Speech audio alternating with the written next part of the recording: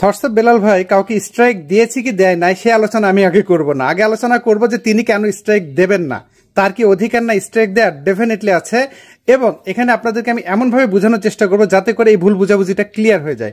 কারণ ইতিমধ্যে আমি স্ক্রোল করতে করতে একটা ভিডিও সামনে আসলো, এক ভাই বলতেছে যে থটস অফ বেলাল ভাই, আপনাকে আমি এত ভালোবেসেছি যে আপনি এত ভালো মনের মানুষ, কিন্তু আপনি আমাকে একটা স্ট্রাইক দিলেন। কারণ হচ্ছে আমি আপনার ভিডিও ডাউনলোড করে আমার ভিডিওর সাথে রিয়াকশন ভিডিও বানিয়েছিলাম বা ডুয়েট করেছিলাম, এই কারণে স্ট্রাইক দিয়েছেন। এই জন্য ওনার কাছে থটস অফ বেলাল ভাই এখন ভিলেন হয়ে গেছে।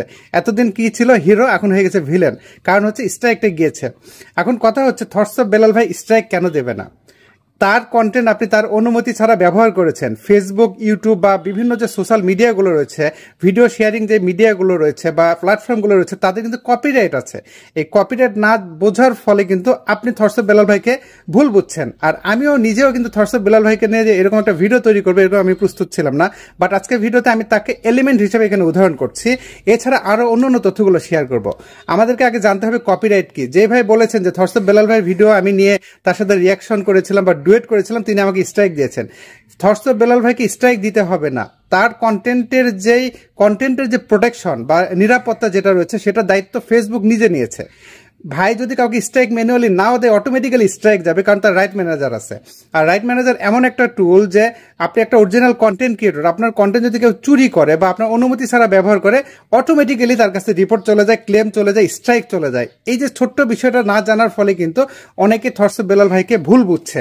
আমাদের বুঝতে হবে যে একজন অরিজিনাল কন্টেন্ট ক্রিয়েটর, তার কন্টেন্ট যখন চুরি হবে তখন তার নিজেরই ভিউজ কমে যাবে। তার কন্টেন্ট যখন অন্যরা ব্যবহার করবে, করে যদি কোনো কারণে মনিটাইজেশন পায়, সে ইনকাম করতেছে, তার কি লাভটা হচ্ছে? আপনি যে এতদিন থটস অফ বেলাল ভাইয়ের ভিডিও ব্যবহার করে যতক্ষণ পর্যন্ত স্ট্রাইক খান না, যে ইনকামটা করেছেন, তার ইনকামের একটা অংশ কি ভাইকে দিয়েছিলেন? দেন নাই। রেভিনিউ শেয়ার করেছিলেন? করেন নাই।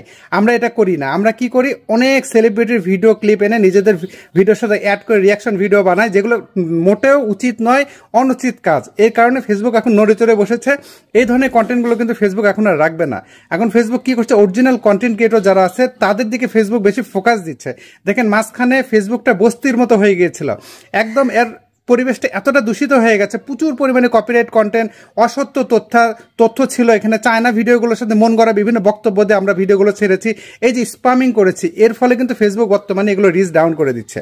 তো প্রসঙ্গ হচ্ছে থটস অফ বেলাল ভাই কেন স্ট্রাইক দেবে না? সে পরিশ্রম করছে, সে ইতিমধ্যে একটা আইকন হয়ে গেছে। তার ভিডিও মিলিয়ন মিলিয়ন মানুষ দেখে, লাইক কমেন্ট শেয়ার করে, সে মানুষকে কাঁদাতে পারে, হাসাতে পারে, সত্য কথা বলে। এই কথাগুলোর কারণে কিন্তু মোটিভেশনাল স্পিকার সে একজন। এর ফলে সে এখন দেশ বিদেশে ব্যাপক জনপ্রিয়। তো তার যে প্রপার্টিটা রয়েছে, তার কন্টেন্ট আছে, এই কন্টেন্ট আপনি তার অনুমতি ছাড়া যখন ব্যবহার করবেন, সে তো আপনাকে রিপোর্ট দেবেই। আপনি কি তার কাছ থেকে অনুমতি নিয়েছেন? অনুমতি নিলেও কিন্তু হবে না। কারণ কি জানেন, এর দায়িত্ব নিয়েছে ফেসবুক নিজেই। রাইট ম্যানেজার থেকে অটোমেটিক্যালি আপনার কাছে রিপোর্ট চলে যাচ্ছে। দেখবেন আলামিন ভাই ফানি ভিডিও তৈরি করে, তিনি একদিন লাইভে এসে বলেছেন যে ভাই আমার এখান থেকে অটোমেটিক্যালি সবগুলো আইডি পেজে যারা আমার ভিডিওর সাথে রিমিক্স করেছেন, ডুয়েট করেছেন, সবার কাছে কিন্তু অটোমেটিক্যালি রিপোর্ট চলে যাচ্ছে। যেহেতু অটোমেটিক্যালি রিপোর্ট চলে যাচ্ছে, ভাইয়ের এখানে করণীয় কিছুই নাই। এই জন্য আপনাদেরকে বলবো, আপনারা ভুল বুঝবেন না। কন্টেন্ট নিয়ে আপনারা কাজ করে যদি মনিটাইজেশনে কাজ করতে চান, বেলাল ভাইয়ের একটা কথা আমার খুব পছন্দ। তিনি বলেছেন যে অনুপ্রেরণার আরেক নাম থটস অফ বেলাল ভাই, কিন্তু বেলাল ভাই কাউকে কপি করতে বলে নাই। আপনি কেন কপি করছেন, নকল করবেন কেন? আপনি ফেস ভ্যালু তৈরি করেন, আপনি ইউনিক কিছু জিনিস নিয়ে আসেন যেগুলো এক্সিস্টেন্স আছে ফেসবুকে, ইউটিউবে ইতিমধ্যে যারা যেগুলো কাজ করেছে, এগুলো না করে নিজের যে ক্রিয়েটিভিটি আছে সেটা আপনি দেখান।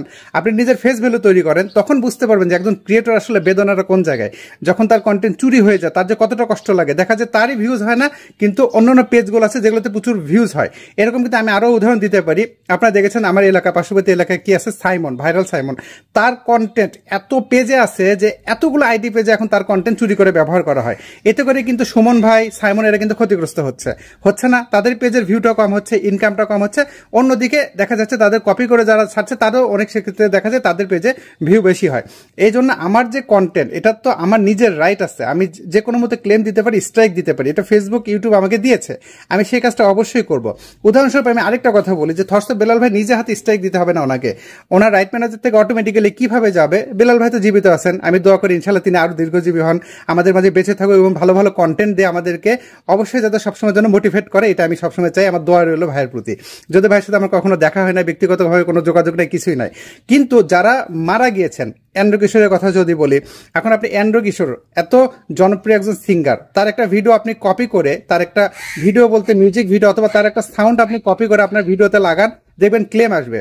এখন আপনি কি তাকে দোষারোপ করতে পারবেন যে এন্ড্রু কিশোর স্যার আমি আপনার গান শুনি, আমি একজন শ্রোতা আপনার, আপনি আমাকে স্ট্রাইক মারলেন, এভাবে দোষারোপ করতে পারবেন? সে তো মারাই গেছে, পারবেন না। এরকম প্রয়াত অনেকে আছে যাদের কপিরাইট আছে। আমি যদি বলি বিশ্বকবি রবীন্দ্রনাথ ঠাকুর, তার একটা গান আপনি ব্যবহার করে দেখেন, বেশি না 5-7 সেকেন্ডের একটা গানের ক্লিপ আপনি ব্যবহার করে দেখেন, আপনি স্ট্রাইক আসবে, এটা অটোমেটিক্যালি। কারণ এটা হচ্ছে তাদেরই দায়িত্ব। ইন্টেলেকচুয়াল প্রপার্টি, আমার যে প্রপার্টি, আমার যে কন্টেন্ট, এই কন্টেন্টের যে নিরাপত্তাটা এই প্ল্যাটফর্মগুলো আমাকে দিচ্ছে, ফেসবুক দিচ্ছে, ইউটিউব দিচ্ছে, ঠিক আছে? এই জন্য আপনাদেরকে বলবো ভুল বুঝবেন না, আপনারা অন্যের ভিডিও নিয়ে কোনো কাজ করবেন না। বুঝতে তো পেরেছেন যে এটা কতটা ঝুঁকিপূর্ণ। এখান থেকে কি হয়, নিজের ফেস ভ্যালু তো তৈরি হয় না, পরবর্তীতে দেখা যায় মানুষ আপনাকে ভুল বোঝে, আপনাকে দেখবেন যে অন্যরা গালাগালি করতেছে। যেমন আমি আজকে ভিডিওতে আপনাদেরকে বোঝানোর চেষ্টা করলাম যে এগুলো আসলে ঠিক নয়, কপি কন্টেন্ট দিয়ে নয়, আমাদেরকে আগাতে হবে অরিজিনাল কন্টেন্টের মাধ্যমে, যেটা আজকে ভিডিওতে আমি শেয়ার করার চেষ্টা করেছি। আশা করছি আজকে ভিডিওতে আমি আপনাদেরকে বোঝাতে পেরেছি যে কপিরাইট নিয়ে কাজ করে কোনো লাভ নাই, অরিজিনাল কন্টেন্ট নিয়ে কাজ করতে হবে। তো এই ছিল গুরুত্বপূর্ণ ভিডিও, আশা করছি আমি আপনাদেরকে বোঝাতে পেরেছি। বোঝাতে হলে ভিডিওতে একটা লাইক দিবেন, বন্ধুদের সাথে শেয়ার করতে ভুলবেন না। এই ভিডিও সম্পর্কে আপনাদের সুচিন্তিত কোনো পরামর্শ থাকলে সেটাও ভিডিও কমেন্টে জানাতে পারেন। এর ফাঁকে আবারও বলছি, আমার কিন্তু কোনো অনলাইন সার্ভিস নেই, সম্পূর্ণ সার্ভিস অফলাইন। আমার ঠিকানা কামদিয়া বাজার, গোবিন্দগঞ্জ, গাইবান্ধা। সপ্তাহে 6 দিন অফিস খোলা, শুক্রবার বন্ধ।